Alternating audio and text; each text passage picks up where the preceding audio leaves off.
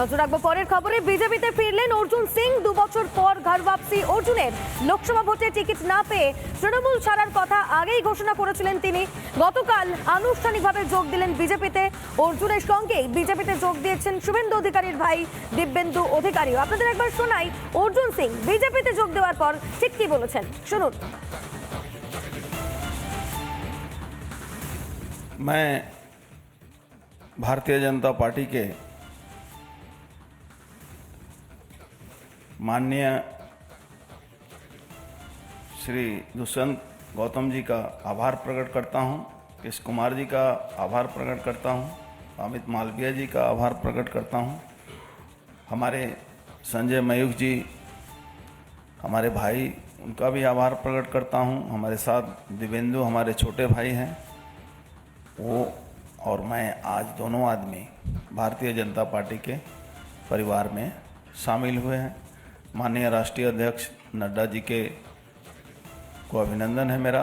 हमारे प्रधानमंत्री नरेंद्र मोदी जी के जो पूरे दुनिया में जो एक बलिष्ठ नेतृत्व जो सामने आया है, हमारे अमित शाह जी जो होम मिनिस्टर हैं, पूरे देश के अंदर जिस तरह से देश को मजबूत बनाने के लिए जो कार्य है, सभी कार्यों को सामने रखते हुए उसी प्रेरणा से प्रेरित होकर मैं बीच में 19 में जब सांसद हुआ था, उसके बाद 21 साल में 2021 में जिस तरह से पोस्ट पोल वायलेंस के बाद पूरे बंगाल में जिस तरह से अत्याचार, जुल्म, गुंडागर्दी, राहजनी, हजारों कार्यकर्ताओं की नौकरी जिस तरह से चली गई, 50 से ऊपर लोगों की हत्या हुई, सुप्रीम कोर्ट ने आदेश दिया, वहाँ सीबीआई की इंक्वायरी शुरू हुई।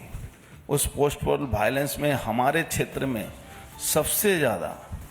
सबसे अधिक लोगों को झेलना पड़ा, और उसी अत्याचार के तहत अपने ऊपर तो अत्याचार हुआ, उसको मैं किसी भी तरह से झेल रहा था, लेकिन कार्यकर्ताओं को बचाने के लिए कुछ दिन तक मुझे थोड़े से समय के लिए पार्टी से थोड़ी दूरी बनानी पड़ी। कार्यकर्ता जिस तरह से मारे जा रहे थे, हत्या हुई थी, और बहुत मुश्किल से उनके लिए रोजी रोटी की व्यवस्था हमारी पार्टी भी कर रही थी, और थोड़े बहुत सामर्थ्य में मैं भी कोशिश कर रहा था। लेकिन मैंने ये देखा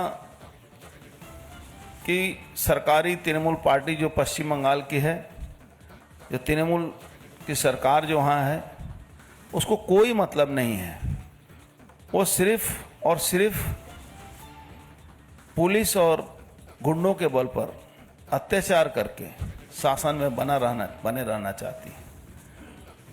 और उसका ताज़ा नमूना हम लोगों ने संदेश खाली में देखा।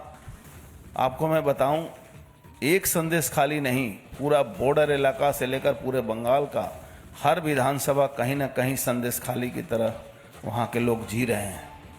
माताएं बहनों के ऊपर अत्याचार हो रहा है, आप प्रतिवाद नहीं कर सकते हैं, आप किसी को बोल नहीं सकते हैं, आपकी FIR नहीं लिखी जाएगी, आपका कोई कंप्लेन नहीं लिखा जाएगा।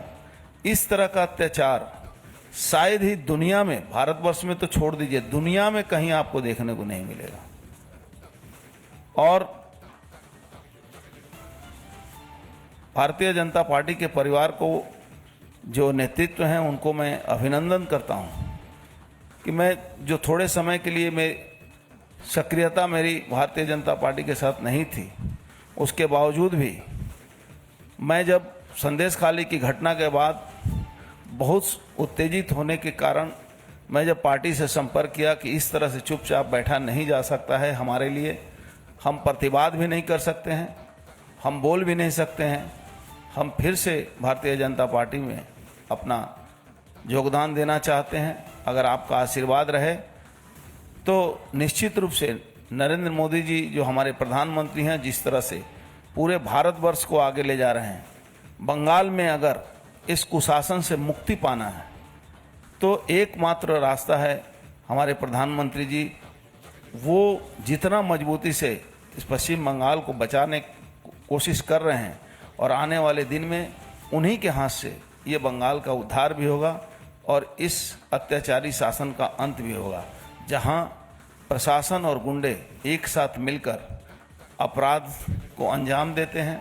और जिस तरह से नरेंद्र मोदी जी का आशीर्वाद मिलने के बाद पूरे दुनिया के लोगों ने संदेश खाली की घटनाओं को देखा, वहाँ के हमारे कार्यकर्ता, हमारी माताएं बहनों ने जिस तरह से प्रतिवाद किया, वहाँ के साधारण लोगों ने जब प्रतिवाद किया, उसी के कारण पूरी दुनिया जानी।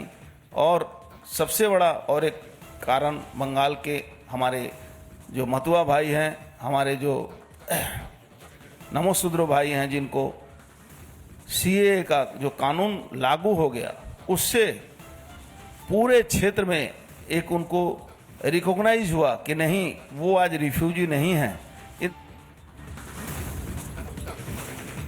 অর্জুন সিংয়ের পাশাপাশি বিজেপিতে যোগদান করেছেন শুভেন্দু অধিকারীর ভাই দিব্যেন্দু অধিকারীও, এবং বিজেপিতে যোগ দেওয়ার পর তিনি কি বলেছেন শোনাই আপনাদের। मार्च महीना का आज मेरे लिए एक बहुत शुभ दिन है कि मैं आज भारतीय जनता पार्टी की परिवार के साथ जुड़ चुका हूँ। दुष्यंत जी, कृष्ण कुमार जी, अमित मालविया जी, संजय जी,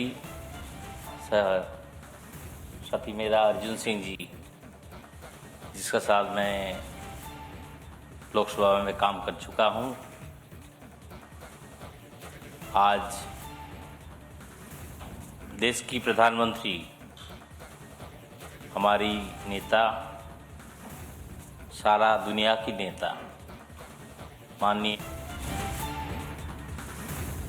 গতকাল দিল্লি থেকে কলকাতায় ফিরে ঠিক কি জানিয়েছেন অর্জুন সিং আপনাদের শোনাই একবার। ব্যারাকপুর বিজেপিকে জেতাবার জন্য যা করতে হবে করব।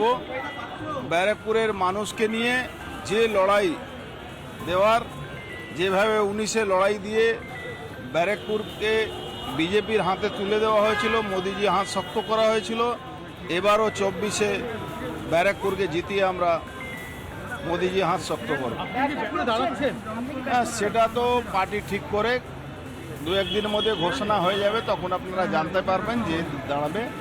আমরা হলো ভারতীয় জনতা পার্টিতে আবার আমি জয়েন করেছি। আমি সে যে লড়াই 19-এ দেওয়া হয়েছিল সেই লড়াইয়ের জন্য আমরা সবাই রাষ্ট্রভৌমিক বন্ধু ছিল, আছে, তার প্রমাণ আপনি দেখেছিলেন 2019-এ নৈহাটিতেও জিতেছিলাম। এবারও আমার বন্ধু আছে, এবারও নৈহাটিতে ভারতীয় জনতা পার্টিকে জেতানো হবে।